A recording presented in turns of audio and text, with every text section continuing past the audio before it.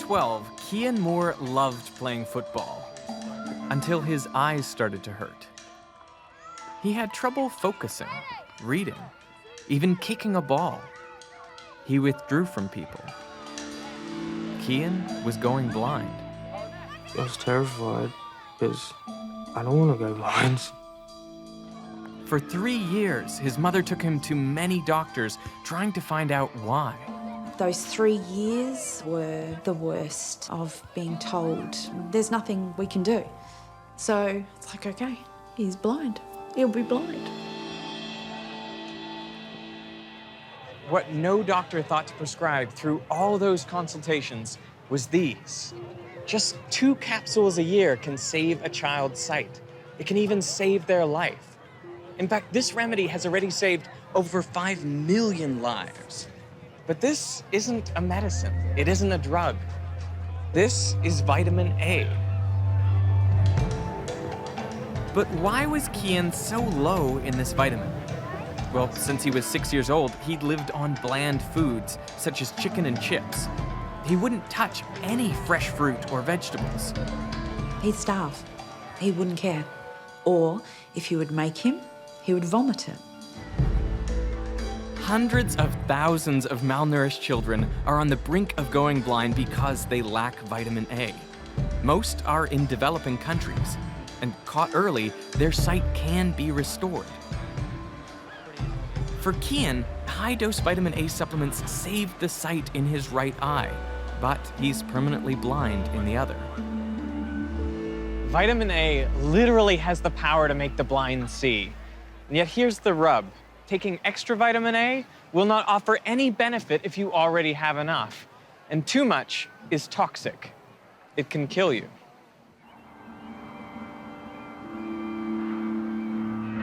In 1913, Antarctic explorers Douglas Mawson and Xavier Mertz were fighting for their lives.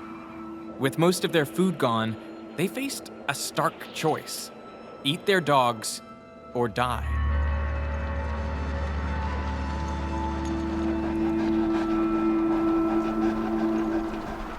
After reluctantly eating their dogs, the men fell ill, burning with fever.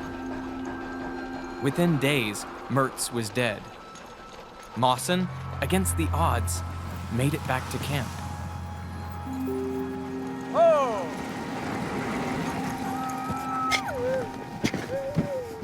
So what was the mystery illness that killed Mertz and nearly cost Mawson his life? Well, when they ate their dogs, they weren't just eating canine flesh and fat. They also ate the dogs' livers, which contain high levels of vitamin A. So basically, they overdosed. Mertz went mad. It's a condition known as hypervitaminosis A. Hypervitaminosis A is rare but deadly. And today we know it can be caused by overuse of high-dose vitamin A supplements, the same kind of supplements that can save a child's sight.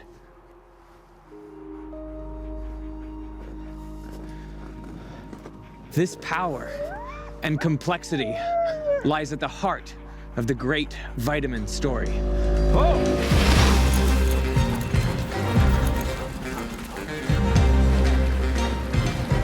I'm embarking on an epic, world-spanning investigation of vitamin science and history. That is one big fish. I want to know how we discovered them, You sure this is safe? what they actually are. The 13 vitamins can be divided into 2 teams. How we learned to build them, Tonight, Walgreens and Target have pulled the products nationwide. and how safe they are. All vitamins, all nutrients, they are toxic in high amounts. We've got to start taking these seriously, as we should with every chemical we put into our bodies. You shouldn't assume it's safe, and you shouldn't assume it's beneficial. Currently, we don't know about the long-term effects of dietary supplements. I'm a scientist. I'm also a father. And I want to know, how do I do the best for my son? And one day, might he be taking vitamin pills to Mars? Across the world, some experts claim that taking vitamins can be lifesavers, whereas others argue that it's just a waste of time or even dangerous. So how are we supposed to know whether to take them or not?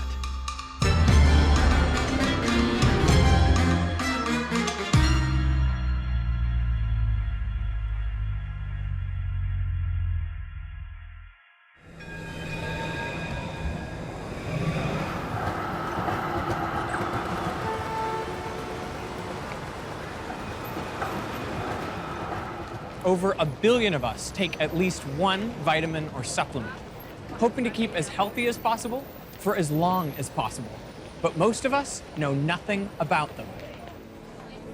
This ordinary meal contains almost every single essential vitamin and nutrient we need. There are vitamins A, B, and K in the lettuce, lots of vitamin Bs in the chicken, vitamin C in the tomato, K in the cucumber, vitamin D in the egg yolk. There are even vitamins in your coffee, and that's before you add the milk. In fact, this meal contains every single one of these. But what are these exactly? And what are they doing to our bodies? And how much do we actually need? Around 100 years ago, we didn't even know that vitamins existed. We knew we needed protein, carbohydrate, fat, and minerals, and some suspected there were other vital substances in food, but they had no name. And then in 1911, a Polish chemist began some important experiments with some unfortunate pigeons, and he changed the course of history. His name was Dr. Casimir Funk. It must have been some flash of inspiration,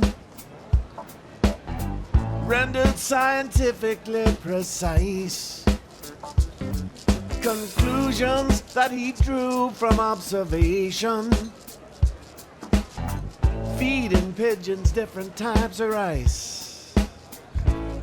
He said some get sick, some get well. It ain't no germ or virus, not as far as I can tell. There's something else inside that feed. It isn't something bad they get, it's something good they need. Thank you, Dr. Funk, for helping us understand. At the turn of the 20th century, millions of people were suffering from diseases rarely seen today.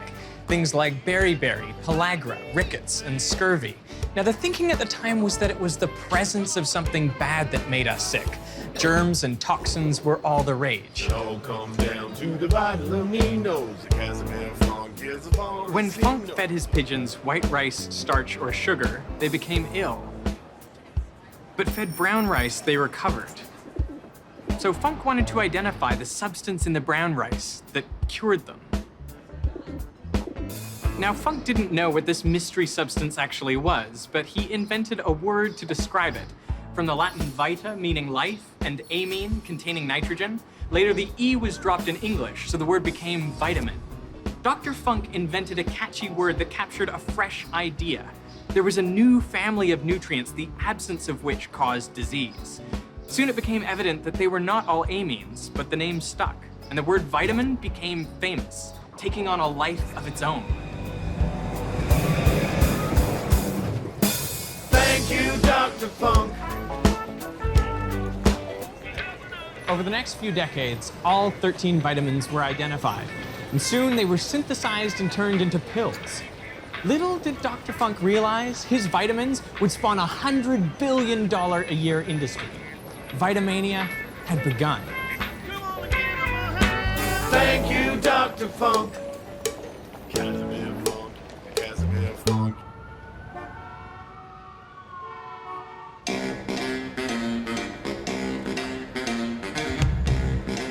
I've come here to one of the largest nutritional trade shows on Earth.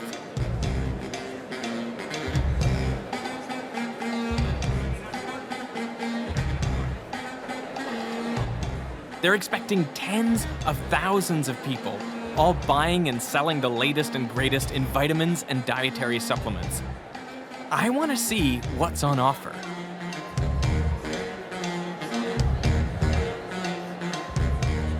about 4 days, you really feel all the brain health benefits. So cognitive support, memory support, amazing sleep. Historically, silver is known to be antiviral, antifungal, antibacterial, to build your immune system by potentiating your white blood cell count. The organic, botanical sourced vitamins, and instead of putting them in isolated sugar syrups, we put them in more food. Vitamins have managed to develop this halo around them, where everything the word vitamin touches seems like it should be both miraculous and safe. Science journalist Catherine Price spent 5 years investigating vitamins. We tend to think of vitamins and supplements as this kind of like homegrown industry of people gathering herbs in their backyards and like boiling oranges for vitamin C. And it's actually a $40 billion a year industry in the US and $100 billion around the world. And it's growing rapidly. Who is taking vitamins? More than half of Americans are taking some kind of supplement. And ironically, that half is often the healthier half of the American population. You have to have a certain amount of awareness and interest in health to go out and buy these products.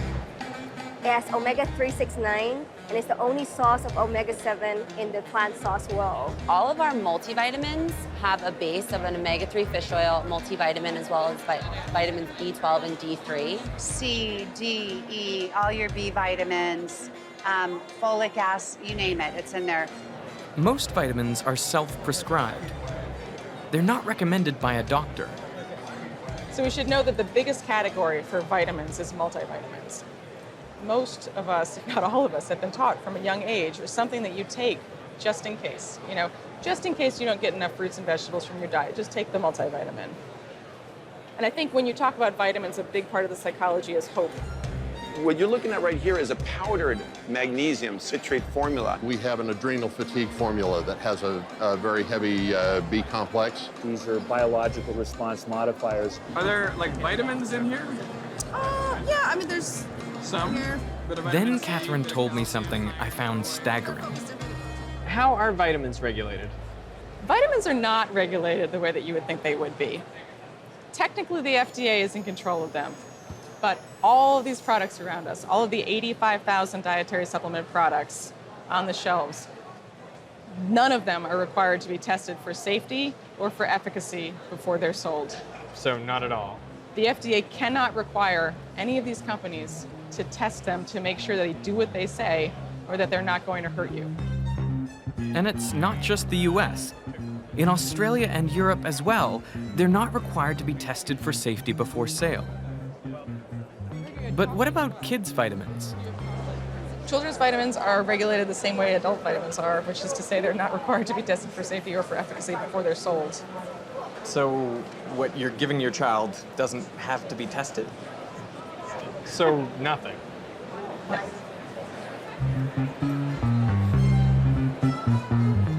Never in history have we had the ability to manipulate our nutrition in such extraordinary ways.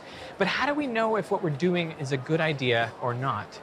I'm a scientist. My background is in physics, and so I have a bias towards evidence. And I'm skeptical of some of the marketing claims made here. But I'm trying to keep an open mind. After all, there have been at least 10 Nobel Prizes awarded for vitamin science. So I'm in search of a deeper understanding. And I want to start with the basics, like what exactly is a vitamin?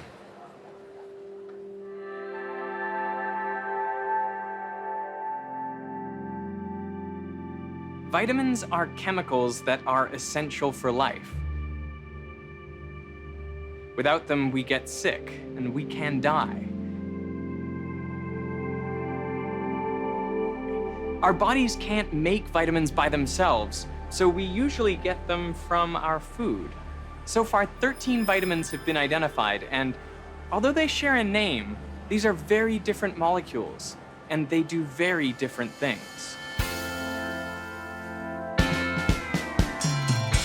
Hey, hey, I'm vitamin A, the first vitamin on display. When you open your eyes, I help you see the light.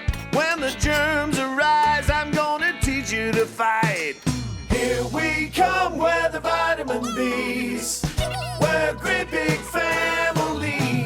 So much energy you can gain for your metabolism and your genes and your brain. 1, 2, 3, 5, 6, 7, 9, 12 apiece. Howdy, folks, they call me Vitamin C. Vitamin C. I'm a healer and protector, and I can almost guarantee you're impervious to scurvy if you get your share of me. Vitamin C, vitamin C, vitamin C.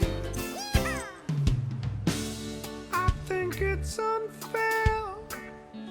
It almost seems cruel to come from the sun and still be so cool.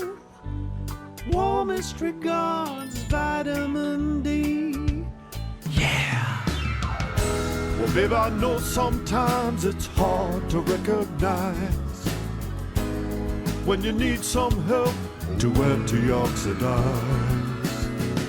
So stop those radicals from running wild and free.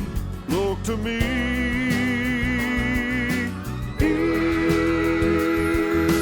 Hey, I'm Kay. Some might say I keep your body rocking in a critical way. A well-known cornerstone for your blood and bone. I can't do it alone. You need all the crew, the whole retinue. Props are due, cause that's how you grew, and that's what you need to get through the day. Talk about vitamins A through K.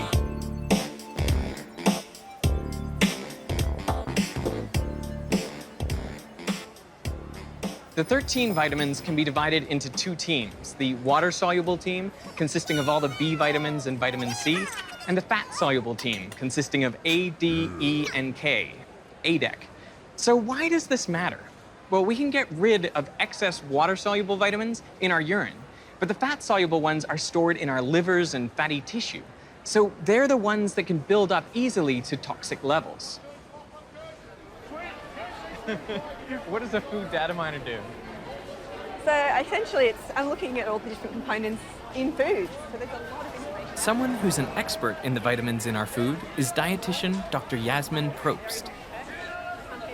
If I could see the amount of vitamins that I need every day, it would look like this? That's right. That's a very close representation to what we need. It's tiny. There's hardly anything here. Exactly. They're a speck on this plate here. Yeah, like vitamin D there, nearly invisible. Yep, exactly. It just looks like a few pinches of salt or some spice. Yeah, so it might be about the size of, say, a poppy seed or something really tiny that people see on a regular basis. So in order to get all the vitamins I'd need in a day, this is the food I'd need to eat? That's right. That's right. Not very many foods at all. But I would eat this in one meal. This looks like dinner and dessert to me. Well, this is the amount that you would need as an average adult male. Some people imagine you need to eat a giant mound of food, you know, like a pile of spinach to get the vitamins that you need in a day. But it's really not that much. Well, I guess there's a little bit of confusion out there. People think that the amount of food that you need are these really big numbers, but it's really not that much. And it's more about eating the right foods and the right balance so that you get the right nutrients that you need. 1 carrot gives me all I would need of vitamin A. That's right, 1 medium carrot. When we eat a carrot, vitamins are released into the bloodstream, beginning a complex molecular dance. Take vitamin A. Our body makes it from a plant chemical called beta-carotene and transforms it into forms of vitamin A that are essential for sight, immune function, and even how an embryo develops. Each of the vitamins trigger amazing chemical reactions, and together they impact every part of our body. We can't hear, smell, think, touch, taste, breathe without these 13 vitamins. They don't just keep us alive, they are life. And when it's all working well, it's a wonder. But when we don't have enough, when there are deficiencies, the body's systems fail.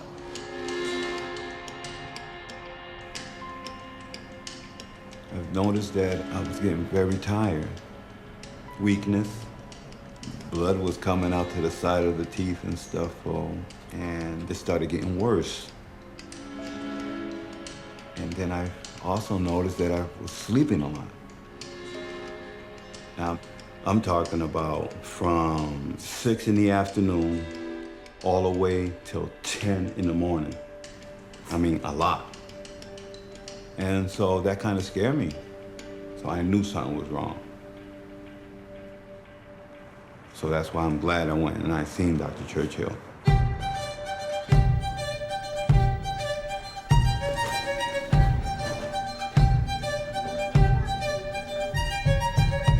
Sonny Lopez had a disease that no one had thought to look for, let alone test for decades. And he wasn't the first case. So the first patient came in with a painful, bruisey rash on both of his legs and general joint pains and fatigue and other symptoms. And he had been treated for what they thought was an infection of the legs with no improvement. People were looking for blood clots and other things, and all of the tests were coming up negative. Someone thought to ask about his diet. They found that he had been eating nothing but white bread and American cheese for the last several years. No fruits, no vegetables, nothing that would provide you with the basic level of nutrition that you would need. And with that kind of nutritional problem, maybe we should check some vitamin levels. And his vitamin C level came back at absolutely undetectable, a level of 0. Dr. Eric Churchill was stunned. He realized the patients had a disease common more than 100 years ago. They had scurvy. This is something that you hear about with pirates in the 18th century. It's just not a disease that we thought people had anymore.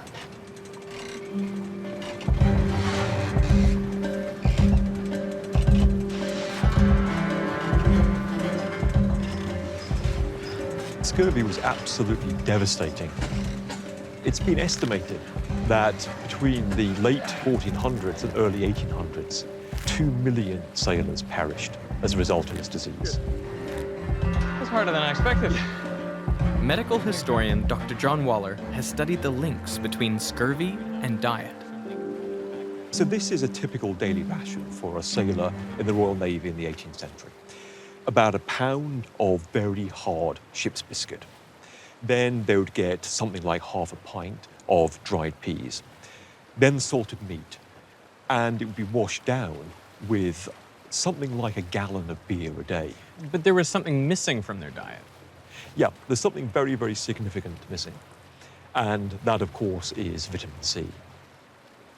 The thought that certain foods might cure scurvy wasn't a new one. It was an old idea that had been discovered and forgotten many times. Every so often, somebody would try citrus fruits. These sailors would make what appeared to be a miraculous recovery. But it never became standard practice. So how did they eventually figure out how to cure scurvy? It happened very gradually, but there were a few really critical moments. One of them took place in 1747, when a Scottish-born ship surgeon ran what is the first controlled clinical trial in human history. Dr. James Lind had seen the horrors of scurvy firsthand. Usually, the ship's surgeon would try a range of supposed remedies and hope for the best. But Lind came up with a novel idea. He took 12 men with scurvy and split them into pairs.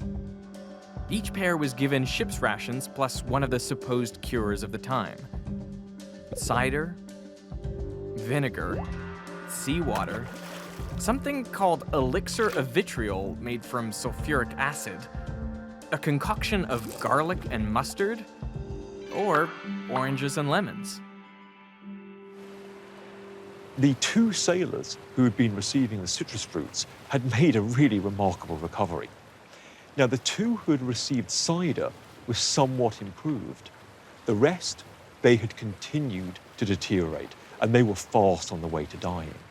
So this experiment had allowed him to arrive at a really clear conclusion, that fresh fruits and vegetables really can be used to cure scurvy. How significant would you consider Lind's experiment? There's no question that this single discovery saves millions of lives. But there's a broader and every bit as enduring an effect of Lin's work, and that is the way in which the controlled clinical trial eventually becomes orthodoxy in medicine. It's a species-altering development. Humans that have unlocked the way to identify what cures will work. When Lin goes to publish his findings a few years later, he buries the information in a few paragraphs 200 pages into his 400-page book. It's as though not even Lind realizes the significance of his own discovery.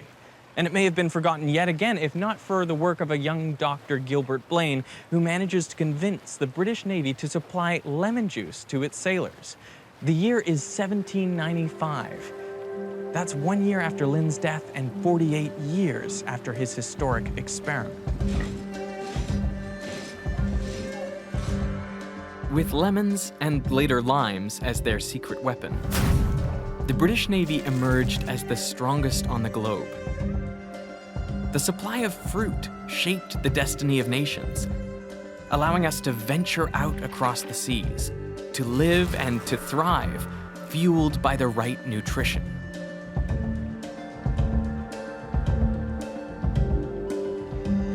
But today, it seems that knowledge is being forgotten once again.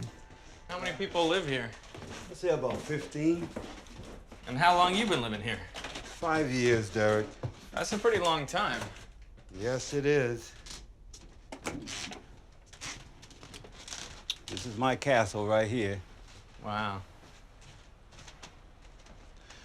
This is my family.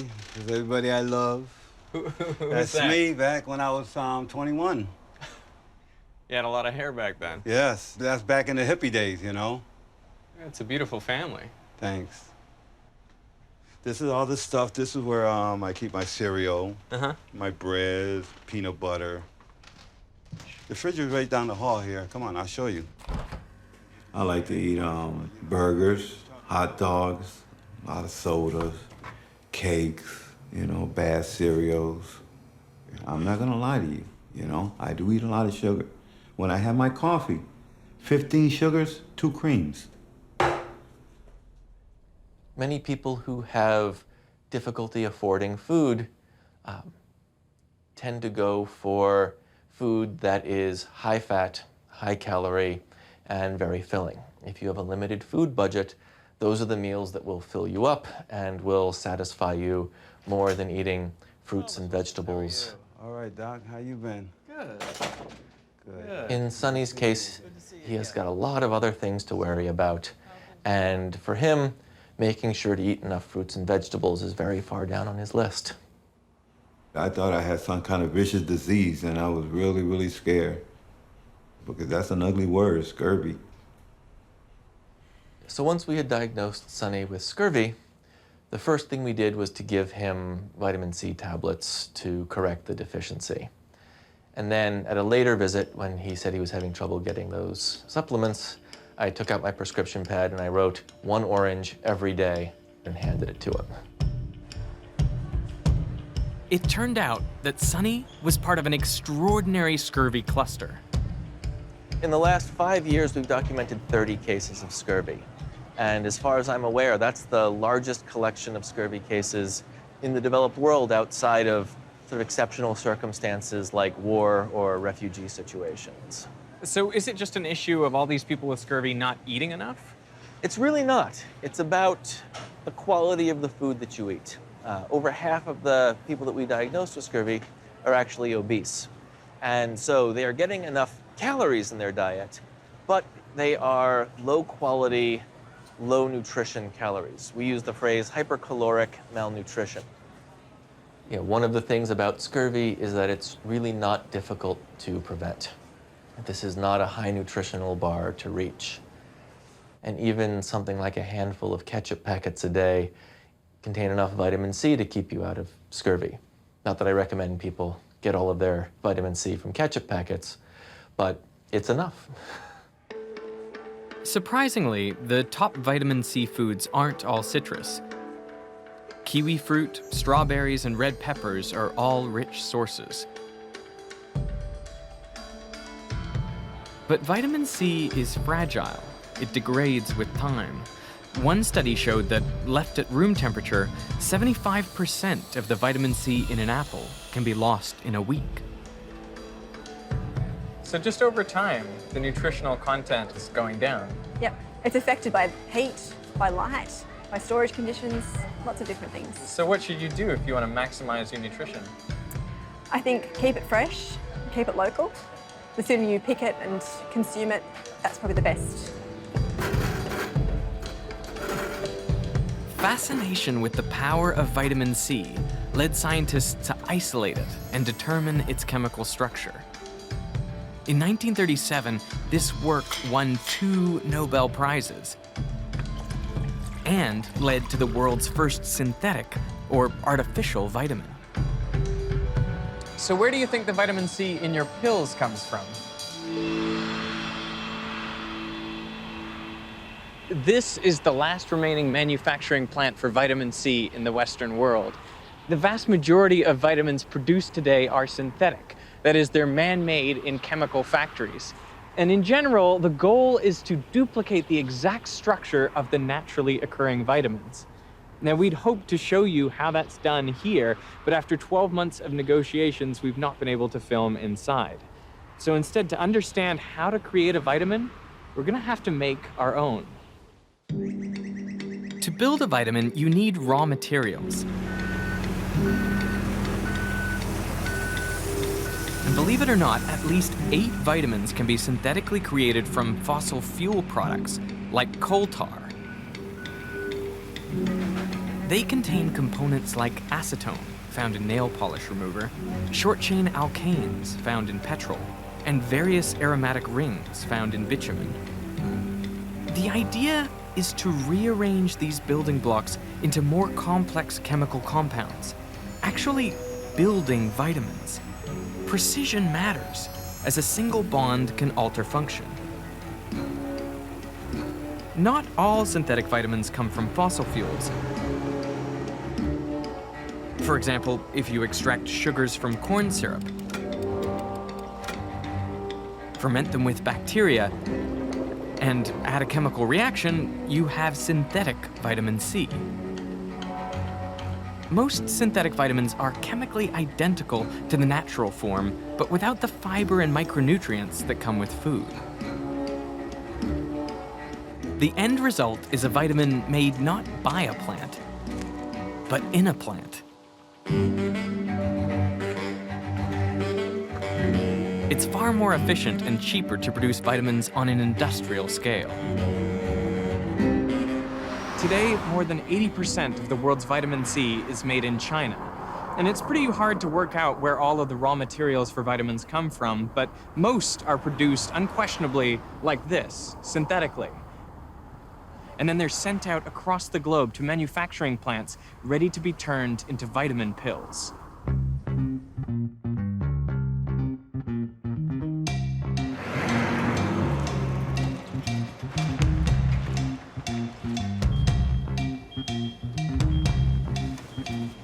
Here in Australia, manufacturers are required to test raw materials on arrival to ensure the product is what it says on the label. Then the manufacturing begins.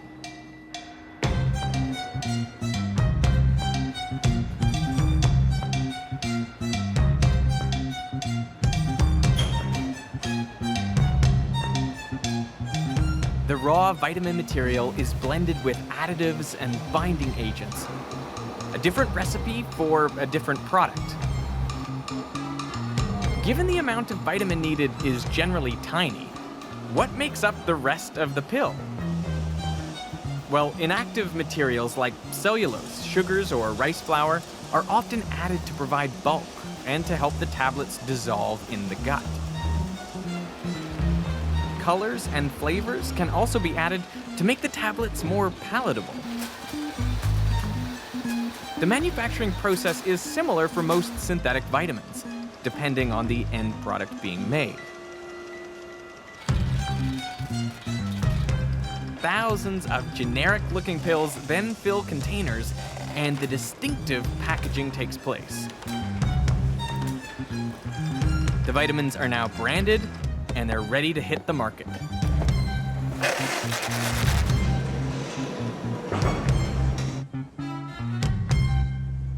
It's interesting, if vitamin manufacturers here want to claim made in Australia, by law, none of the raw ingredients actually have to come from this country. And if you want to claim your product is natural, well, most of the regulators worldwide haven't defined what natural means. And so it can say natural on the label and yet contain synthetic ingredients. But what if you've never taken a vitamin pill in your life? You might think this entire vitamin manufacturing process is irrelevant to you. But then you'd be wrong. It turns out, even if you're not popping vitamin pills, chances are you are ingesting synthetic vitamins. Because in at least 95 nations, they're being added to your food. Eat Wonder Bread. You want to grow bigger and stronger, don't you? Golly, sure. Okay. A sandwich daily and 2 slices of Wonder Bread every meal give you 8 elements you need. Around half the countries on Earth allow the addition of synthetic vitamins to common food products. It's called fortification. That's why you can help yourself grow bigger and stronger 8 ways with Wonder Bread. So be sure to eat Wonder Bread.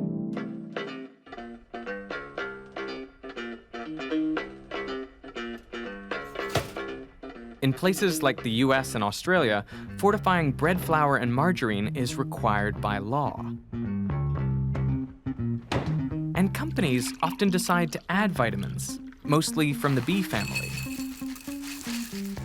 The B vitamins are sometimes called the PEP vitamins. They help our bodies produce energy and assist in cell development. Now, they're all water-soluble, like vitamin C, which means our bodies don't store them, so we have to replenish them often. Their discovery and synthesis took over 50 years and led to 6 Nobel Prizes.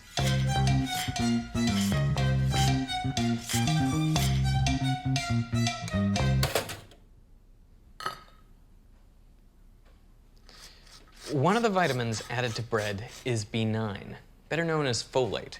So why is it being added to my bread?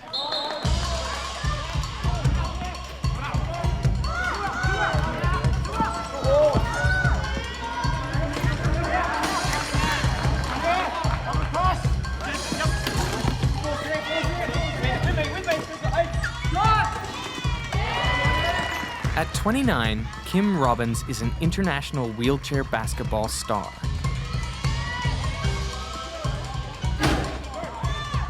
He tours the world, playing professionally.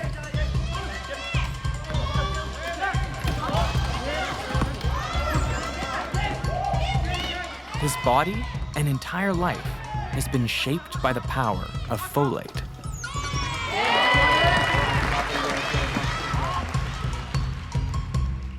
Kim was born with a hemangioma on his back, in the middle of his shoulder blades. It was a lesion which looked a bit like a red birthmark. We were assured at birth that everything was okay.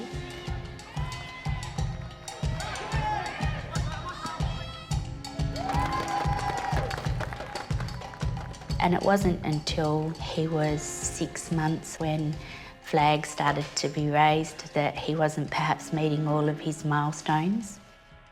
After months of tests, Kim was diagnosed with a neural tube defect, effectively a hole in his spinal column, which caused permanent damage. Part of my disability is that I have chronic back pain, and that's in my lower back. So I get pain maybe 200, 250 times a day. It's kind of like a back spasm. My brain's fully functioning. I guess it affects my leg function to some extent. So I can walk, not super well, but I can walk a little bit. Neural tube defects like Kim's can be caused by the lack of folate, long before birth. If you eat folate, it's the best kind of diet because it's actually found richly in leafy green vegetables. It's found in things like asparagus, it's found in strawberries, it's found in whole grains. So if you're eating fruit and vegetables, you're quite likely that you will have a diet rich in folate. Folate is very important for both DNA and RNA repair, but also for the rapid development and multiplication of cells, which is what's happening in the fetus. So it's essential for that. Professor Fiona Stanley led the Australian arm of an international children's study that showed lack of folate in a mother's diet before she was pregnant could cause major defects in utero. Well, even before a woman knows that she's pregnant, the fetus is starting to form all its major organs. And one of the earliest, by perhaps the 7th week, is the neural tube, which starts as an open little trough and then starts to zipper up, and it zips up and down. I think of it like a zipper going down, and as each link forms together, that's part of the neural tube forming, and if it misses one link, that's where the neural tube defect would be. Mine is between T2 and T6, which is quite high up, and so my spinal cord's a little bit withered, so some messages get through and some messages don't. By the time a woman knows she's pregnant, it can be too late. So scientists sought a way to get a form of folate into a food that everyone might eat. There were lots of debates about what staple food should be fortified. And of course, the one that was suggested was flour, bread-making flour, because bread seemed to be such a ubiquitous food. In 2009, Australian bread was fortified with folic acid, synthetic folate. It must be added to all wheat flour for bread making. It's the same in the US, Canada, and the UK. Organic or traditional breads are exempt. I got a prosciutto. That's not really Folic acid supplements are also recommended for women planning to become pregnant. I had no idea about folate before I fell pregnant. I didn't even know about neural tube defects. How would it have changed things if I had have had folate in the early stages?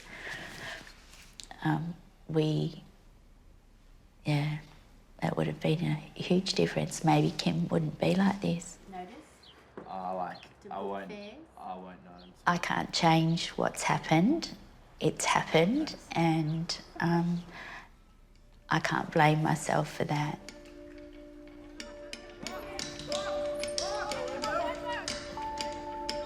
With folic acid fortification and supplementation, the rate of neural tube defects in Australia has halved. I think it's pretty cool doing something that I love.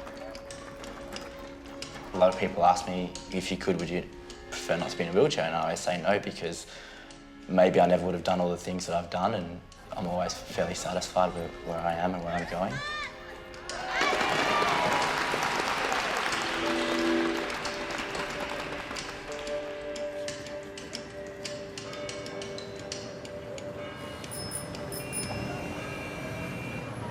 Over 4,000 neural tube defects occur every year in the European Union. Yet fortification is not mandatory here. So why is Europe taking a different approach? Dr. Mathilde Touvier leads a team of French researchers investigating the relationships between nutrition and health. I'll take that one. Thank you. So how much of this bread is fortified?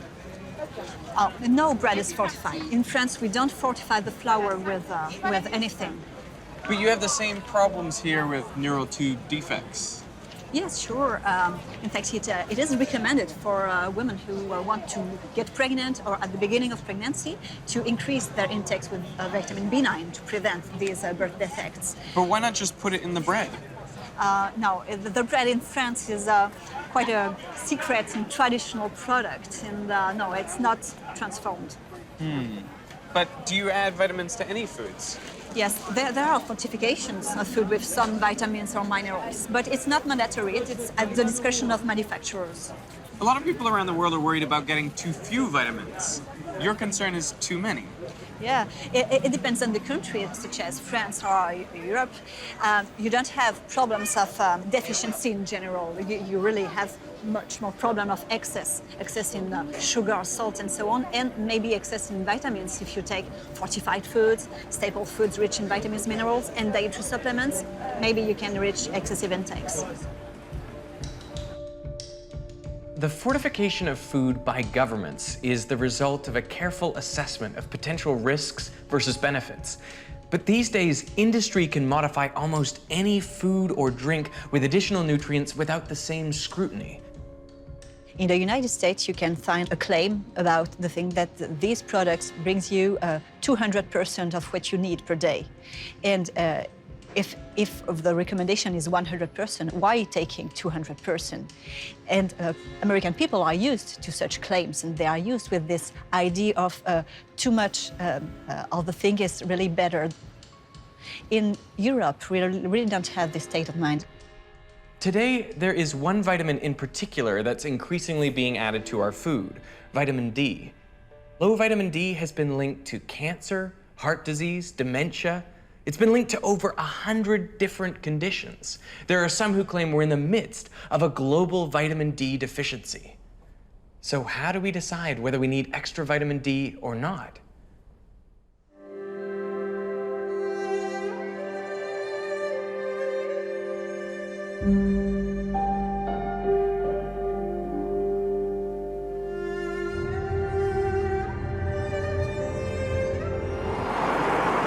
I've come to one of the coldest places on Earth to better understand the hottest vitamin on the planet.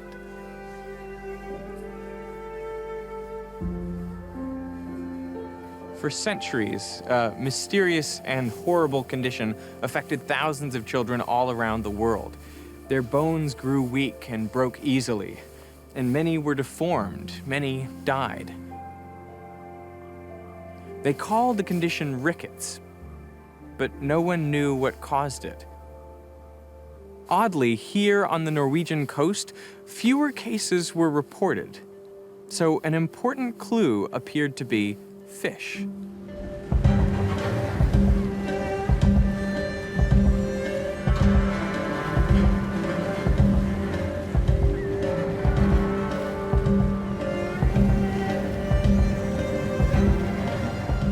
The world's greatest cod harvest takes place here from January to April.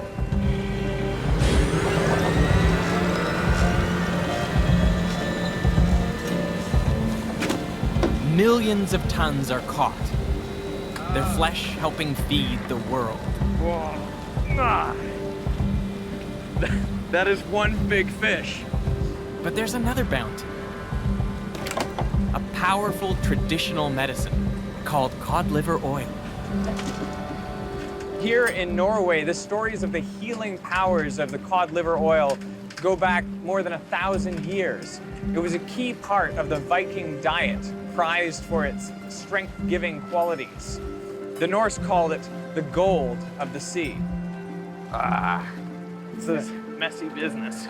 I don't know that I like it very much. So how do you know which one has a big liver? I think this one. That's the liver? That's the liver. So the cod liver oil, do you think of it as a food or as a medicine? I eat both. If you eat liver, drink liver oil every day, never been sick. Maybe seasick, but Not really not sick. really sick. Does it taste like fish? It's a special taste. Do you like the flavor? Yeah. We just close our eyes and we drink it.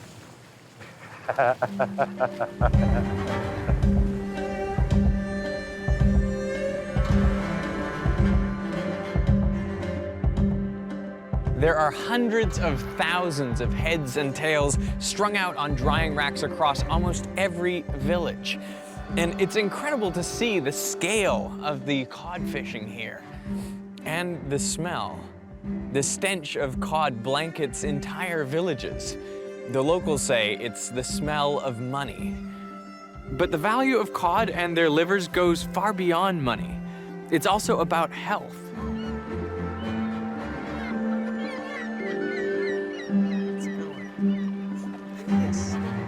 Professor Margriet Brustad is an expert in the links between food, like cod, and diseases like rickets. Rickets was a huge health problem in Norway some years ago. Rickets is a condition that is characterized by a soft bone. So it causes your skeleton to be disformed, and it's rather painful. And if this happens in childhood, it's permanent? Yeah, if it's not treated. I mean, this is just horrible. Yeah, a lot of pain. We knew many years ago that cod liver oil could cure rickets, but we didn't know why. Margrethe and I have come to see how cod fish is turned into cod liver oil. Welcome. Thank you. You have not seen this before. What? No. It's a simple, if revolting, business. Cut out the fish livers, throw them into barrels, and let them decompose. Open up a little here. The oil grows darker in the rotting process. Then skim off the oil from the surface and drink. You sure this is safe? Yeah, it's not bad. That was much better than I remembered as a child. Really? It's not nearly as bad as I was expecting. Cod liver oil was so successful in treating rickets that people across Europe began feeding it to their children. In the 1870s, it reached America. And mass marketing began. But still, no one understood why it worked.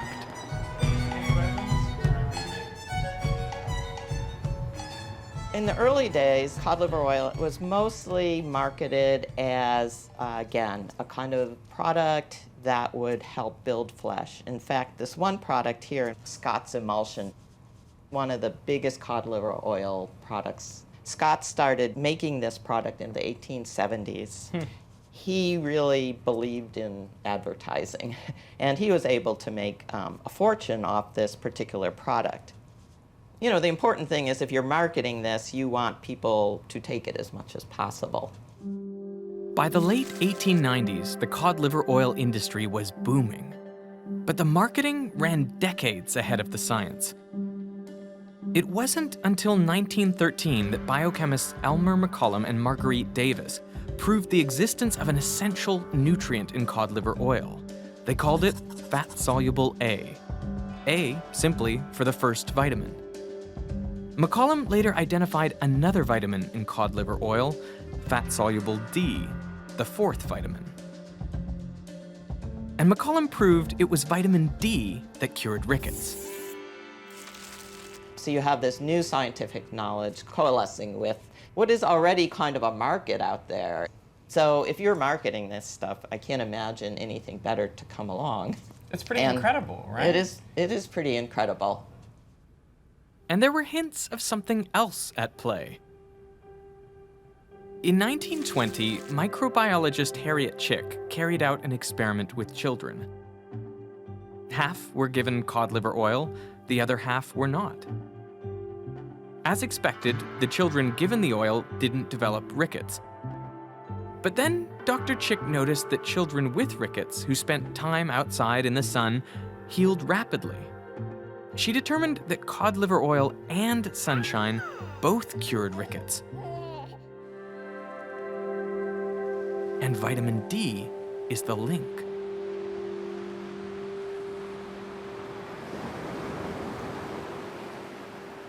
How's that sunlight feeling? Oh, it's wonderful. Isn't it? So how does the sun deliver a vitamin? When sunlight hits our skin, something remarkable happens. Just under the surface lies a type of cholesterol. When the sun's ultraviolet rays hit this molecule, it transforms, becoming a form of vitamin D. This is the same molecule found in cod liver oil. It then travels to the liver, where it's converted into the form that doctors measure in our blood. This is then activated by the kidneys, And now it's ready to help absorb calcium, building strong, healthy, rickets-free bones. I think that's about enough sun for one day.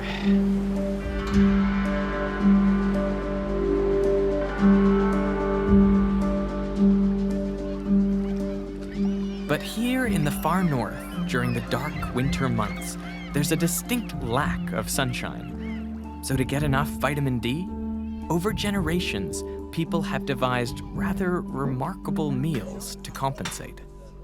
This is cod, and this is cod eggs. And this is the boiled liver with fresh cod liver oil together with onion and pepper and salt. Mm. And this is potatoes. Norwegians always have potato. Ah, very good. This is the traditional møljemeal, packed with vitamin D.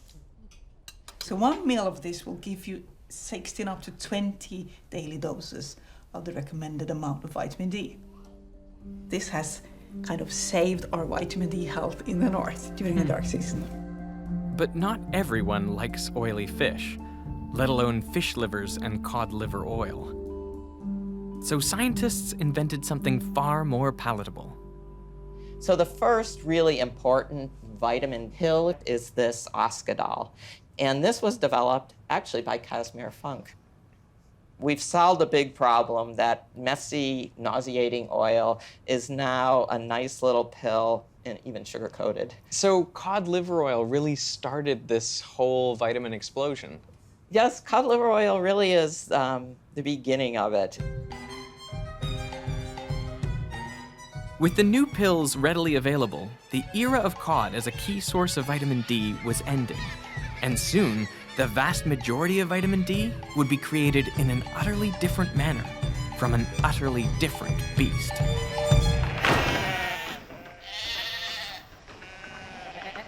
Today, most of the world's vitamin D pills are created from the greasy wool of sheep. Mostly Australian sheep. So how do you turn sheep wool into a vitamin? Let's give it a try. Well, the wool is coated in a type of grease, or lanolin. It's the stuff that makes your hands feel soft. It's a mixture of fatty acids produced by the sheep's oil glands. I lost my nerve. And this lanolin is the key to making synthetic vitamin D. Here's how it can be done.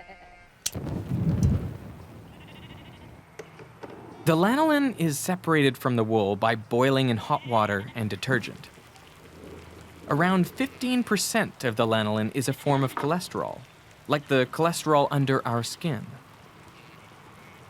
This is extracted and oxidized to produce a new compound, which is then irradiated with ultraviolet light, transforming it into a precursor of vitamin D. This chemical process mimics the biological process of the sunlight hitting our skin. Several more steps create the end product, synthetic vitamin D. And of course, it's not done like this, but on an industrial scale in factories.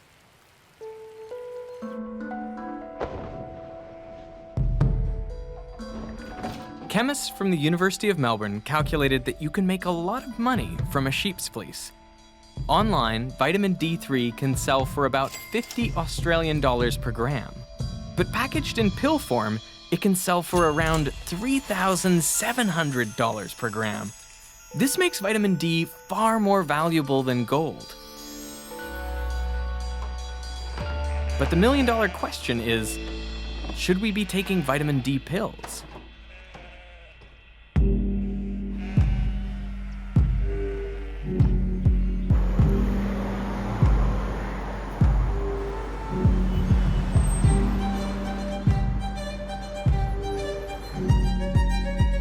Today, most of us spend large parts of our days indoors, with limited exposure to direct sunlight. So, do we need more vitamin D? Should we be taking supplements? Dr. Rachel Neal is part of a global investigation trying to find out. Vitamin D is not just a vitamin. Vitamin D is a hormone that has a range of incredibly powerful effects on the cells in our body that could determine whether or not that cell starts to divide uncontrollably and become a cancer, for example, or whether or not that cell gets a mutation and kills itself. So it's this incredibly powerful molecule that we need to understand a lot more about before we just recommend that everybody should take a supplement. Rachel leads one of the world's largest clinical trials of high-dose vitamin D. 21,000 people are taking a vitamin D pill or a placebo, a sugar pill, for 5 years. They're trying to see if taking vitamin D supplements reduces the risk of cancer and other diseases.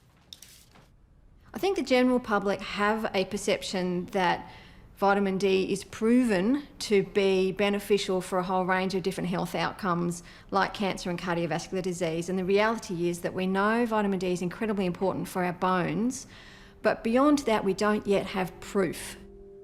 So why all the uncertainty? Well, first, there's debate around how much we actually need.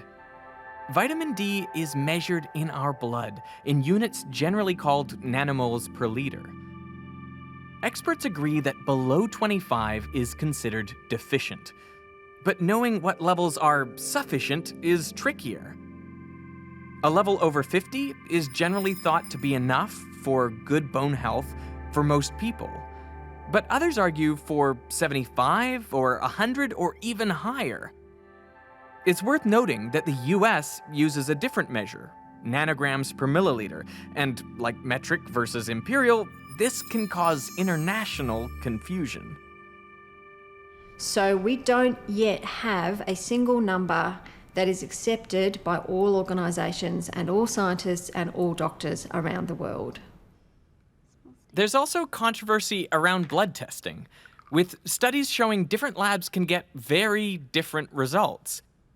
And although we know taking supplements increases the levels of vitamin D in our blood, we don't yet know if this improves our health.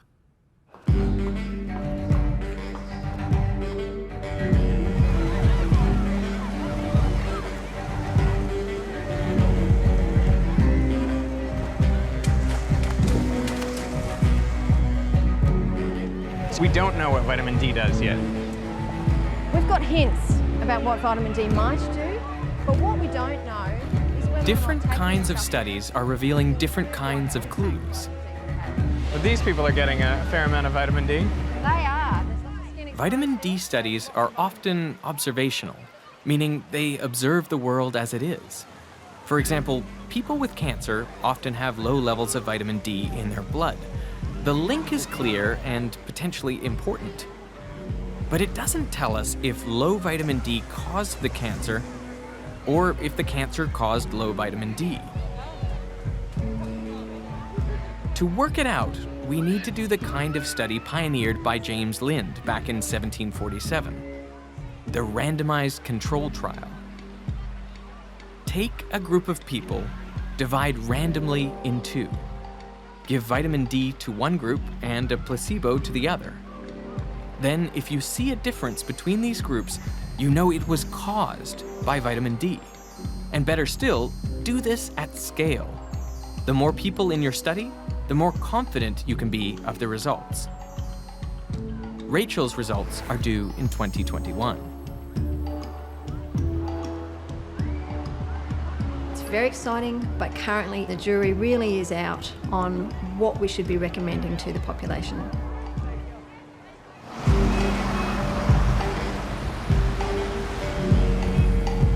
Despite the uncertainty, in 2016, UK scientists recommended an increase in the recommended daily amount of vitamin D. Not everyone agrees. One high-profile champion of vitamin D has since changed his mind. Geneticist Professor Tim Spector. I've studied vitamin D a lot in the last 15 years, and we were the first group to show that the levels in individuals is actually partly controlled by your genes. So we always assume it's purely how much sunshine you get or how much oily fish you're eating, but in fact about 50% of the levels vary just because of the genes you've got. And so everyone has a different normal level of their vitamins, and that is generally holding true for all the vitamins we've been able to test so far. So our idea of normal should actually be very person-specific. So you might have a normal level that's 3 times higher than mine, and we don't really know what is the good level and what's low. I think the public have got to realise there is a controversy here, and all these hormones and vitamins are important for us, but let's wait for the proper trials before we make a decision, rather than the default being the artificial chemical first, worry about it later. Let's get our facts right, make sure we're not doing something harmful first. There's no doubt that we need to clinically manage people who have vitamin D deficiency. And it's important we recognise that vitamin D deficiency is a real thing. But we don't yet have the evidence to be able to say to the general population, taking a vitamin D supplement is a good thing. So, should we just get more sun? What about the risk of skin cancer? Well, like everything around vitamin D, it's complicated. In sunny climates, most people get enough from short bursts of sunshine a few times a week. Although, of course, sunscreen should always be used.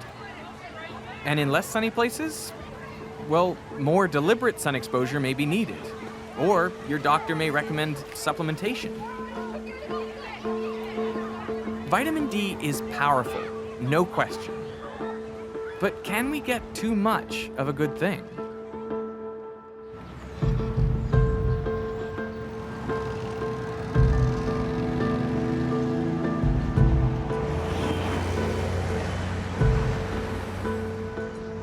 They were born at 9:45. So he came out first and she was a minute later. So they're just a minute apart. This is one. When Becky Jackson gave birth to twins, Joe and Elizabeth, she was thrilled. So that's 3 months. And, you know, Joe was such a little chunk-along at first. But when she noticed her 5-month-old daughter wasn't growing as quickly as her twin brother, Becky began to worry. And so here's 5 months, and you can see her eyes look a little baggy and sunken, and her face just looks a little strange. You know, these pictures, nothing was alarming, really, until this one.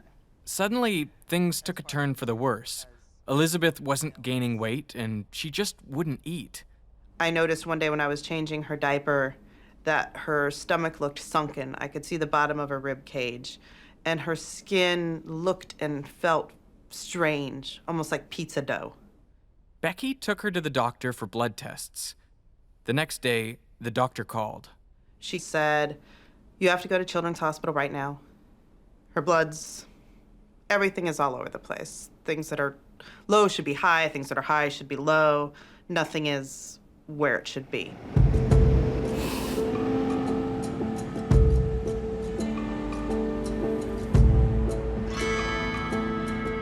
I was freaking out. I was panicked. I didn't know what any of it meant for a couple of days, which was the scary part. The tests revealed that Elizabeth had toxic levels of vitamin D, and this was causing dangerously high levels of calcium in her blood. I've never seen a case of vitamin D toxicity until I saw Elizabeth. She's only 5 or 6 months old, and pretty much a baby's diet is mostly formula, so we had to do a little investigation why or where could she have gotten that. When they first said the words hypercalcemia to me, then I did what every parent does, and I Googled and I got online and I found out everything I could about it, and then I started to see a recurring theme of high doses of vitamin D overdose. And I knew instantly. So you start with powdered goat's milk, and you put in 8 scoops. Becky didn't have enough breast milk for both twins, so she decided to keep Joe on breast milk while Elizabeth received a mix of breast milk and homemade formula. Vitamin C, vitamin E, coral calcium. This is cod liver oil. It was an organic recipe of goat milk and coconut milk from a local health store. And this was the soy lecithin, which is a thickener. And wanting to do the best for her baby, Becky decided to add a little something extra to the mix. And then lastly is the vitamin D. How much do you put in? Well, the recipe calls for 1 drop. 1 drop. That's all that you're meant to put in. Which seems trivial at best. Yeah, compared to the... It seems like that's just silliness. That's not going to do anything for anybody. So I would do the whole dropper full. 1 ml or a full dropper, like most infant droppers are, would contain about 20 to 30 drops. If there's too much vitamin D, then you will reabsorb a lot of the calcium. And then it causes, some of the symptoms would be increased urination, lack of appetite, both of which could lead to dehydration. If this condition persisted without any treatment or intervention, this could ultimately lead to Elizabeth having kidney failure.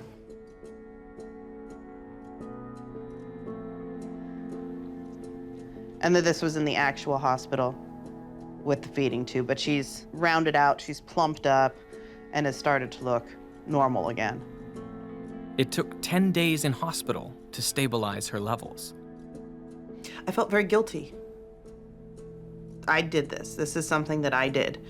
And I knew that I was giving her too much when I was doing it, but I thought, what harm could there be? It's just a vitamin. It's like vitamin C. You get rid of what you don't need. How could it be a big deal? I was trying to be a good mom. I was trying to go above and beyond in a very easy, everyday way that seemed so harmless. I think people have underestimated the power of these vitamins with vitamin D. Little mistakes can mean a lot. If it's tenfold, 100-fold, that can really spell disaster. Luckily, Elizabeth is now fine. Her levels are normal. It's difficult to overdose on vitamins in food, but easy to do with man-made vitamins, as they can be consumed in such large quantities. And fat-soluble vitamins like D can accumulate in body fat, reaching dangerous levels.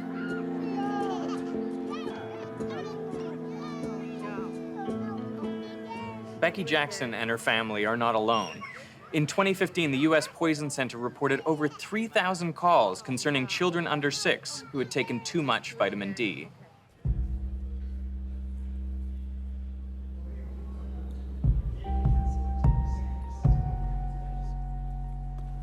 Throughout the world, the potential risks of dietary supplements are being studied carefully. There's no question, now that we have the data after decades of study, really, that these supplements are not risk-free.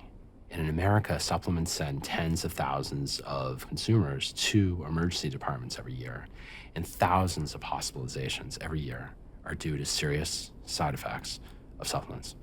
Tonight, Walgreens and Target have pulled the products nationwide. GNC did the same in New York. In 2015, dietary supplements were pulled off the shelves of 4 major pharmacy chains in New York. Most of the supplements tested didn't contain the materials listed on the label, and many contained contaminants. One of the serious safety concerns has been serious deficits in the manufacturing process. For example, there have been multivitamins in which the amount of a mineral has been 100 times greater than what it should be, leading to serious health effects. In other multivitamins, there's been drugs that weren't supposed to be in there at all, such as anabolic steroids. These are steroids that weightlifters might clandestinely use to get stronger, have been found in multivitamins at such levels that people taking it became sick. Specific risks are appearing around specific vitamins, like vitamin D.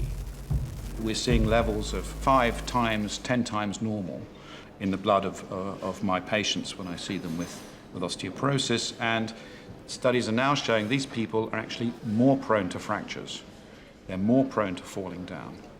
And all the evidence is building up that we actually have a fairly narrow range of where these vitamins work. Every vitamin has a toxic level, And some of them are actually not that much higher than just normal nutritional amounts.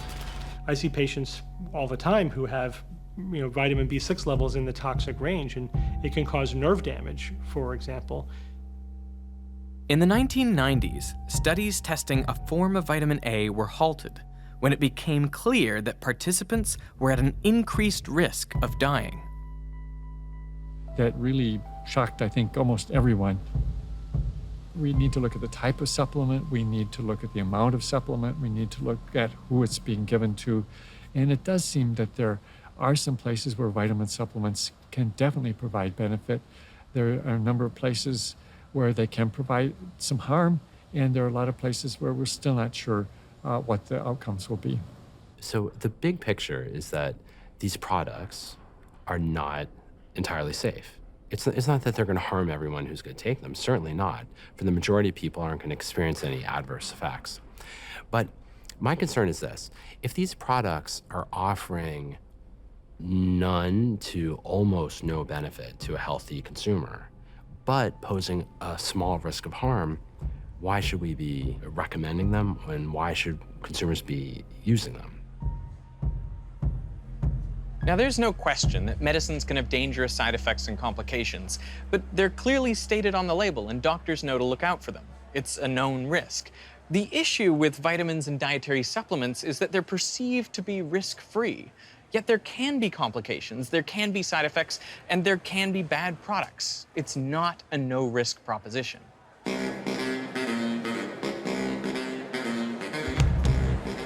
Yet, in the US, there's no legal requirement for products to be tested for safety or effectiveness before they go on sale. In the US and in many countries, the laws are lax to the point where you could basically put any combination of vitamins and minerals in a pill, call it anything you want, and make pseudo health claims for it. So it's the Wild West. Clearly, there is a huge problem in supplement use that's not regulated. There are things there that shouldn't be there. There are things that should be there that aren't there. It is sort of the Wild West. To understand how this could happen, we need to look back. To see how the line between food and medicine became blurred.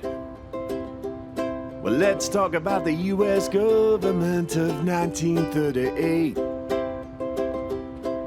The burgeoning new industry they didn't regulate. They said it makes no sense, they're just dispensing nutrients, my dear. And if we pop that bottle top, we know what we would hear. I am not a medicine, I am not a drug. Dude, I'm food, so don't intrude, it's rude to pull my plug. I wanna be a mystery, don't peer inside the pill. And if I'm not a medicine, perhaps you never will. In 1938, a new US law requires all pharmaceutical drugs to be tested for safety. But vitamins escaped this regulation, opening the door for the industry to expand. And by the 1970s, the industry is booming. The FDA, concerned about high-dose vitamins, tries to tighten the rules, but fails. They try again in the 90s. This time they want better labeling and to remove unsafe products. But the industry fights back, claiming the regulation will make it too expensive and limit consumer choice. You know I wear my therapeutic promises with pride. With every name a happy claim discreetly qualified. No reason to investigate, no reason to delay. You might just live forever if you take me twice a day. Oh, but I am not a medicine, I am not a drug. To keep me cheap, you need to sweep me right under the rug. Hey, FDA, get out the way. Why can't we stay like this? Where I am not a medicine, and ignorance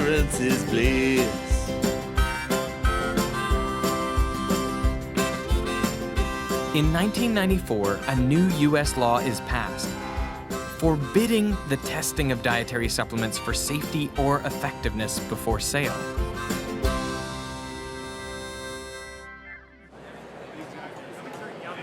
And the industry explodes from around 4,000 products to over 85,000. Perhaps the most surprising part about the way that supplements are regulated is that it is because of us consumers. We supported this legislation. We lobbied on behalf of the dietary supplement industry to get Congress to pass a sweeping law in 1994 that forever forbade the FDA from requiring that dietary supplements be tested for safety or for efficacy before they're sold. What do you mean forever? Like, unless there's another law, that's just how it is.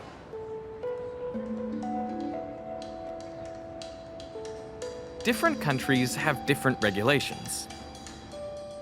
In Australia, most vitamin products are classified as complementary medicines.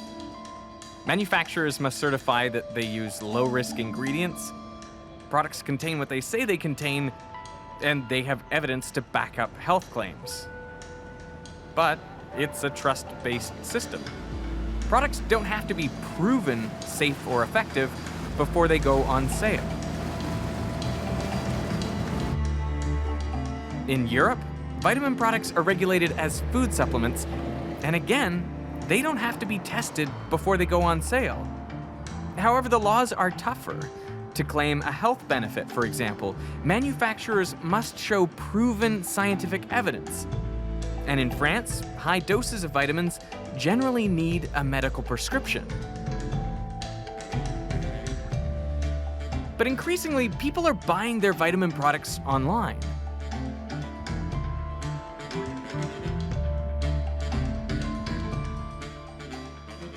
So globally, it's a case of buyer beware. And yet, we can't forget that in cases of real deficiency, vitamin supplements can transform lives. They can save a child's sight. They can be lifesavers. But what if we're healthy with no known deficiency? How do we decide whether to take them or not? My final stop is to meet experts planning the ultimate human journey. I want to know, are they taking supplements to Mars? And liftoff at dawn, the dawn of Orion, and a new era of American space exploration.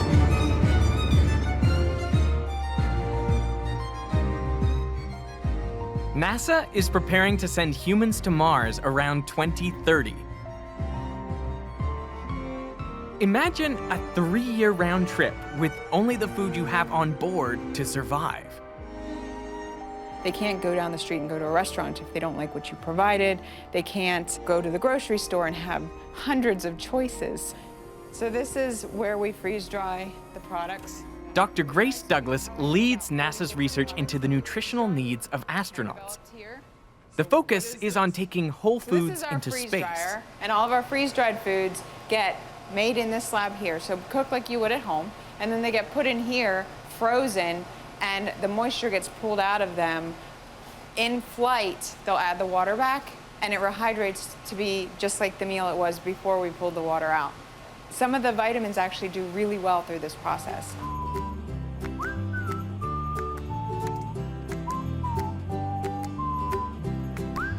Strawberry shortcake, ready for you, Chris. I like the look of this. This is your shrimp dish, is it? That's shrimp cocktail. Wow, these are really cool. And a burger, of course, very American. Yes. So this one's sweet and sour chicken. The honey coming out pretty well there. There we go. Chocolate pudding cake. So, will NASA be sending vitamin supplements to Mars? Very good. The only one we send is vitamin D, and that's because you get a lot of your vitamin D from sunlight exposure on your skin. And we're not going to have that option in spaceflight. Only vitamin D? Yeah. We expect that we have all of the other nutrients in a wide variety of a balanced food system. Why is food better than supplements? Food is just core and fundamental to every aspect of human health and performance. So it's central to these missions.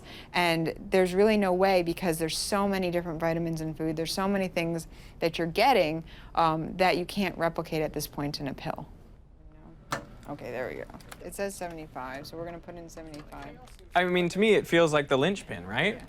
To determine whether a crew gets to Mars and is happy and healthy and ready to go, it sounds to me comes down to the food. It's one of the great needs. So you have oxygen, water, and food. And no matter what, you can't go anywhere or do anything with the human system without those three critical things. How do you like it? It's fantastic. I would eat this, absolutely. For 3 years. For 3 years, and this is all I get? Yeah. This is Mission Control Houston. As we come up on the first two critical Orion program milestones, the service module fairing panel jettison and the launch abort system jettison. Our growing understanding of the power of food is revealing something extraordinary.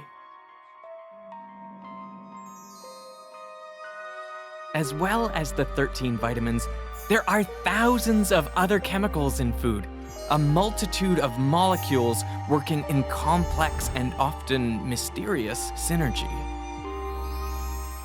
Together, they protect against disease. But they don't always have that same power if they're isolated from our food.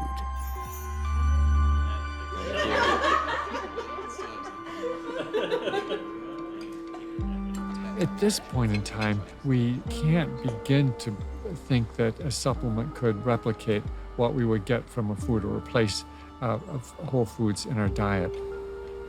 Foods contain dozens of essential micronutrients, but they also contain literally thousands of compounds that we've only minimally studied up until this point in time.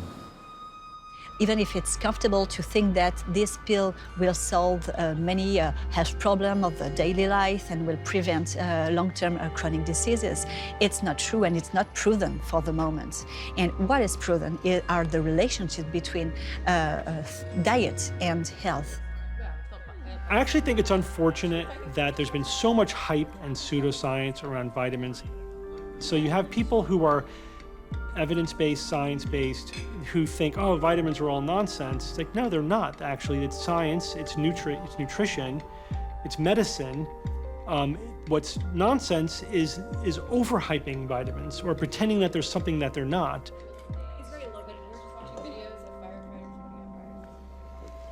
You know, before, when I thought of vitamins, I thought of pills. I had kind of forgotten that they all come from food. But now I've learned it's really not that hard to get everything you need from food. And there's so much more to food than we currently understand. After all, we've been getting our vitamins from food for millions of years. You think we'd have it all worked out in barely 100? So should we take our vitamins? Yes, by eating good food. And if you feel like you need something extra, maybe the best thing to do is think of vitamins as if they're medicines. That is, if you take them seriously.